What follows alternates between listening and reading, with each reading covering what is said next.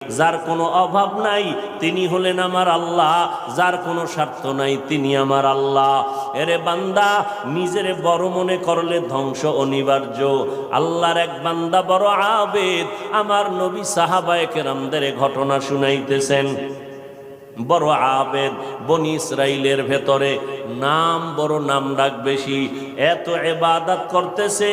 একদিন সিদ্ধান্ত নিয়ে নিল ঘরের মধ্যে থাইকা ইবাদত একুরেট হয় না, মানুষের সাথে চলাফেরা, মন মানসিকতা নষ্ট হয়ে যায়। সিদ্ধান্ত নিয়া পাহাড়ের কিনারায় চলে গেল। পাহাড়ের উপরে উঠা ছোট্ট একটা রুম বানাইয়া ওইখানে আল্লাহর বান্দা ইবাদত করে। পাহাড়ের চূড়ায় সাধারণ মানুষ সেখানে যায় না, মন মানসিকতা নষ্ট হয় না। আল্লাহর বান্দা পাহাড়ের চূড়ায় গিয়া ইবাদত করে। ঘরের ভেতরে মা বড় একা, আম্মা জান ঘরে